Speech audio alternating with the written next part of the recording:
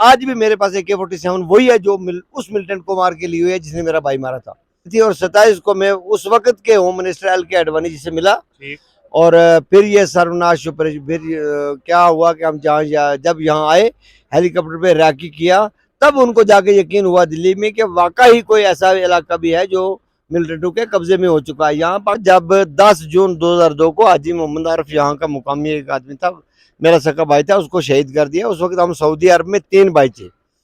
ये खबर मुझे मिली है दूसरे दिन, और हमने तीनों भाइयों ने हरम में जाके कसम खाई कि हम जब तक जिंदा रहेंगे इनके खिलाफ लड़ेंगे। मिशन सर्वनाश का नाम आपने सुना होगा, अगर नहीं सुना तो गूगल कर लीजिएगा, आपको बहुत सारी तफसीलात वहां पर मिल जाएंगी। मिशन सर्वनाश के नाम से जो वाकिफ नहीं है वो हिल काका में जो मिशन हुआ था उससे ज़रूर वाकिफ होंगे। मैं इस वक्त बिल्कुल मड़ा और हिल काका के बीच में खड़ा हूं, बल्कि बीच में नहीं, बिल्कुल मड़ा में हूं। और मेरे पीछे जो इलाका आप देख रहे हैं वो हिल काका का इलाका है। आज यहाँ पर आर्मी की जानिब से और यहाँ जो लोकल लोग हैं, यहाँ के मुकामी लोग हैं, गांव के लोग, उनकी जानिब से उन शहीदों को याद किया गया जिन्होंने उस वक्त मिशन सर्वनाश को कामयाब बनाया था। जहां एक तरफ आर्मी के जवान शहीद हुए थे, वहां दूसरी जानिब यहाँ के मकामी लोगों ने उस मिशन को कामयाब बनाने में अपनी जानों का नजराना पेश किया। पीछे ये लिखा हुआ है शहीद अवाम, नाम है 35, मतलब अवाम जो है, जो यहाँ के मकामी लोग थे, 35 लोग शहीद हुए। और शहीद जवान जो आर्मी के जवान थे उनके नाम भी पीछे लिखे हुए हैं। जवान और अवाम मेमोरियल, ये आप देख रहे हैं, एक तरफ आर्मी के जवान हैं, एक तरफ अवाम का नुमाइंदा है। डेडिकेटेड टू जवान and Awam of Kulali and हिल काका। ये हिल काका का बहुत बड़ा ऑपरेशन था। ये पीछे वो इलाका था जहां एक जमाने में मिलिटेंट्स ने कब्जा कर रखा था। ऐसा माना जाता था कि ये इलाका जो है उन्हीं का इलाका है, लेकिन फिर यहाँ के आर्मी जवानों ने और यहाँ के मकामी लोगों ने मिलकर इस इलाके को एक तरह से आप कह सकते हैं कि दोबारा आजाद करवाया। इस वक्त ताहिर फजल साहब मेरे साथ हैं। ये वो शख्स हैं जिन्होंने इस मिशन को कामयाब बनाने में सबसे अहम रोल अदा किया है। तब से लेके अब तक आर्मी के साथ और यहाँ के मकामी लोगों के साथ ये जुड़े हुए हैं। और इनकी आवाज़ सिर्फ यहाँ ही नहीं, पुंछ, जम्मू कश्मीर और दिल्ली तक सुनी जाती है। वजह यह है कि उस वक्त इस इलाके को एक तरह से दोबारा आज़ाद करवाने में सबसे अहम रोल इन्हीं का रहा है। ये बताइएगा जी, ज़रा याद करिएगा उस ज़माने को, एक अरसा गुजर गया है, किस तरह का माहौल था यहाँ पीछे, और क्या वाकई में मिलिटेंट्स ने या दहशतगर्दों ने इस इलाके पे अपना कब्जा जमाया हुआ था? जी, हम जिस जगह पे खड़े हैं, हमारा एक साथी जख्मी हुआ और यहाँ हेलीकॉप्टर नहीं बैठने दिया था मिलिटेंटों ने। अच्छा। हाँ, बिल्कुल हेलीकॉप्टर नहीं बैठने दिया। ये नंबरदार बरकत साहब के खेत में हेलीकॉप्टर उस जख्मी को लेके गया था। और इस चीज का ये जो अभी कमांडर साहब है ये इसके गवाह हैं कि यहाँ हेलीकॉप्टर नहीं मिलिटेंटों ने बैठने दिया। मतलब आप ये कह रहे हैं कि मतलब मिलिटेंटों का एक जमाने में इतना जबरदस्त यहाँ पे कब्जा एक तरह से था कि आर्मी का हेलीकॉप्टर भी उन्होंने यहाँ नहीं बैठने दिया। बिल्कुल, यहाँ सर उमर मूसा का ट्रेनिंग सेंटर था, क्योंकि जुग्राफिया उमर मूसा मिलिटेंट? हाँ, उमर मूसा तंजीम का हेड था। उसने यहाँ ट्रेनिंग सेंटर 24 घोड़े हमने पकड़े थे, वो घुड़सवारी सिखाते थे यहाँ। तो एक तरह से ट्रेनिंग कैंप बनाया हुआ था। और क्या, ट्रेनिंग कैंप था यहाँ। उनके वंजू ग्राउंड थे। और यहाँ क्योंकि यहाँ से पाकिस्तान 3.5 किलोमीटर है POK, और यहाँ से वैली कश्मीर 4 घंटे का सफर है। और यहाँ से पैदल डोडा भी जाते थे। जोग्राफियाई लिहाज से उनके लिए सूटेबल सबसे अच्छी जगह उनके लिए ये थी, क्योंकि ये रोड कनेक्टिविटी से दूर था। तो उन्होंने ट्रांजिट कैंप बना रखा था, जो डोडा से, कश्मीर से, कुछ भी उनको काफी बोलते थे, नए लोग आते थे, वो हिल काका में 5-6 दिन क्याम करके फिर वो POK में जाते थे। जो POK से नए मिलिटेंट आते थे वो भी यहाँ 10-15 दिन, जैसे आर्मी ट्रेनिंग देती है, यहाँ 10-15 दिन ट्रेनिंग करके जम्मू कश्मीर की, फिर वो यहाँ दहशतगर्दी करते थे। अच्छा, ये बताइएगा कि उस वक्त हुआ क्या था? जिस मिशन की हम लोग बात कर रहे हैं, जिसको हिल काका सर्वनाश मिशन कहा जाता है, वो है क्या? उसमें उसको किस तरह से कामयाब किया गया? यहाँ के मकामी लोगों का क्या रोल है? आर्मी का किस तरह के रोल है? क्योंकि आप ये बता रहे हैं कि यहाँ तो बाकायदा एक तरह से यहाँ से जो पाकिस्तान दहशतगर्द जाते थे वो भी 5-6 दिन यहाँ रुकते थे, और यहाँ से वादी के बाकी इलाकों में दहशतगर्दी फैलाने के लिए इसको ट्रांजिट कैंप के तौर पर इस्तेमाल किया जाता था। उस मिशन के बारे में जरा बताइएगा। ये जी 1994 में यहाँ थोड़े बहुत मिलिटेंट आए और वो काबिज हो गए। फिर कुछ लोगों ने उनके खिलाफ कदम उठाया, लेकिन मेन इसका मोड़ तब साबित हुआ जब 10 जून 2002 को हाजी मोहम्मद आरिफ, यहाँ का मुकामी एक आदमी था, मेरा सका भाई था, उसको शहीद कर दिया। उस वक्त हम सऊदी अरब में 3 भाई थे।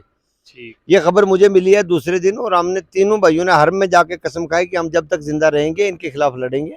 फिर वहाँ के लोगों ने, हमने एक छोटी सी तंजीम बनाई, हमने वहाँ चंदा इकट्ठा किया, क्योंकि हमें उस वक्त ये भरोसा नहीं था कि आर्मी हम पे इतना भरोसा करेगी। तो हम अपने तरीके से कुछ करना चाहते थे। लेकिन वहाँ के डिलन थे, वहाँ के एक कौंसल जनरल, उनसे मेरी मुलाकात थी पहले से ही। के डिलन ने वहाँ से फिल किया। तो मैं 26 को मेरी फ्लाइट थी, और 27 को मैं उस वक्त के होम मिनिस्टर एल के अडवाणी जी से मिला। और फिर ये सर्वनाश फिर क्या हुआ कि हम जब यहाँ आए, हेलीकॉप्टर पे रैकी किया, तब उनको जाके यकीन हुआ दिल्ली में कि वाकई कोई ऐसा इलाका भी है जो मिलिटेंटों के कब्जे में हो चुका है। यहाँ पाकिस्तान का सिक्का चलता था दुकानों पे, कसम से पाकिस्तान का सिक्का चलता था दुकानों पे। तो ये बात थी कि यहाँ बिल्कुल हमें ये भरोसा ही नहीं था कि कभी हम भी आज़ाद होंगे। उसके बरक्स ये बात है कि हमें आर्मी ने हमारा ताउन दिया, हमने आर्मी का साथ दिया। पुलिस के जवान, खास मुश्ताक अहमद अब्दुल हमीद जो शहीद हो गया था, मास्टर रशीद, अब्दुल क्यूम, इन लोगों ने एक ग्रुप बनाया, और हम एक फ्रीडम फाइटर के तौर पे हम खुद लड़े यहाँ से। और हमने, हमारे पास आज भी मेरे पास AK-47 वही है जो उस मिलिटेंट को मार के ली हुई है जिसने मेरा भाई मारा था। अच्छा, जो आपने उस मिलिटेंट से छीनी थी, उस मिलिटेंट को यहाँ रंजाटी पे हमने मारा। मैं अपने हाथ से उसका गला काटा जिसने मेरे भाई को मारा था। मतलब आपके भाई को जब मारा गया, आप सऊदी अरब में थे। हाँ। आप सऊदी अरब से आते हैं, आर्मी आपकी मदद करती है, उसी मिलिटेंट को आप मारने में कामयाब हो जाते हैं जिसने आपके भाई को शहीद किया। 1 महीना 2 दिन के बाद काशिफ नाम का मिलिटेंट जिसने मेरे भाई को मारा था, उसको मैंने खुद मारा, मैंने उसका गला काटा, और जनरल हैदर के पाँव में उसका गला फेंका था जड़ों वाली गली में। मैंने खुद उसको अपने हाथों से उसका गला काटा जिंदे का। अच्छा, एक चीज और बताइएगा। अभी हम लोग खाने पे आपके साथ बैठे हुए थे, तो कुछ मकामी लोग ये बता रहे थे कि एक वक्त में एक ही घर के बहुत सारे लोगों को मिलिटेंटों ने उस घर को घेरा, और वहां पे 6 साल का एक बच्चा भी था, औरतें भी थीं, कोई बुजुर्ग भी थे जिनको मारा था मिलिटेंटों ने एक ही घर में। उसके बारे में कुछ बताइएगा। हाँ, ये तहली कट्ठा यहाँ एक ही दिन, एक ही टाइम 13 आदमी मौके पे मार दिए थे, 12 जख्मी हो गए थे। एक आदमी जम्मू जाके उसकी वफात हो गई थी। तो तहली कट्ठा मशहूर कांड है, तहली कट्ठा कांड हुआ था, उसमें हमारे लोग मारे गए थे। फिर 30 मार्च 2009 को बम ब्लास्ट हुआ जिसमें हमारे 5 आदमी शहीद हुए यहाँ त्राड़ा वाली में। वो तो हमारे खुले दुश्मन है, हम उनके हैं, हमें उनसे कोई डर फिक्र तो है नहीं। अच्छा, आप ये बता रहे हैं कि उसमें 13 लोग मारे गए एक ही घर में, 12 अभी बचे हुए हैं। तो उस हादसे में उनकी जिस्मानी को नुकसान हुआ होगा? हाँ, अपाइज भी हैं, 4-5 आदमी अपाइज हैं। एक तो मेरा ये बिनोई है, ये अभी भी यहाँ है, विसाखी पे चल रहा है। अच्छा, ये बताइएगा, मिशन सर्वनाश को आपने आर्मी के साथ मिलकर कामयाब बनाया, उसके बाद यहाँ जो शहादतें हुई, जो लोग यहाँ के मारे गए, जो जवान मारे गए, जो जवान शहीद हुए या पुलिस वाले शहीद हुए, जाहिर है उनको सरकार की तरफ से जो भी मराहत मिलती हैं वो मिली होंगी। मकामी लोगों को सरकार की जानिब से कुछ मिला? मकामी लोगों को वो जो रूटीन मुआवजा होता है 1 लाख 1.5 लाख, बस वही मिला। कोई किसी को SPO भर्ती किया हो या कुछ इस तरह की चीजें? नहीं, इस शहादत के एवज में हमें कुछ नहीं मिला। जो हमारे लोग शहीद हुए उनके बदले में हमें कुछ नहीं दिया, क्योंकि हम मुसलमान थे। अगर कश्मीरी पंडित, आप देखो, कश्मीरी पंडित से हम बहादुर हैं। कश्मीरी पंडित अपने घर से निकल के, अपने घर को छोड़ के वो वहां से निकल के जम्मू में जाके पनाह ले रहे, और हमने दुश्मनों को अपने घर से निकाला, और अभी भी यहाँ पे अभी जमे हुए हैं। और माइक का लाल कोई नहीं कि यहाँ आए। तो जो पंडित अपनी जायदाद जमीन छोड़ के जम्मू में जाके पनाह ले रहे हैं, उनको सारी मुरादें मिल रही हैं, और हमने जिन्होंने दुश्मन को यहाँ से निकाला नहीं मिल रहा। लेकिन फिर भी हम इसलिए खुश है कि हमने जो भी किया अपने हिंदुस्तान के लिए किया। चलो, हम तो अपने घर खुश है ना। बाकी हुकूमत की यही बात है कि वो किसी को कुछ देती है, किसी को नहीं देती। ये जो हिल काका और मड़ा का इलाका है, इस इलाके के बारे में जो लोग इस इंटरव्यू को देखेंगे, मैं उनसे दरख्वास्त करूंगा कि वो गूगल ज़रूर करिएगा, जानिएगा कि ये इलाका है क्या। डिस्ट्रिक्ट एडमिनिस्ट्रेशन से अभी थोड़ी देर पहले डिप्टी कमिश्नर साहब यहाँ तशरीफ़ लाए हुए थे, ब्रिगेड कमांडर साहब यहाँ तशरीफ़ लाए हुए थे। उनसे भी मैं दरख्वास्त करूँगा कि ये इलाका बहुत खूबसूरत इलाका है।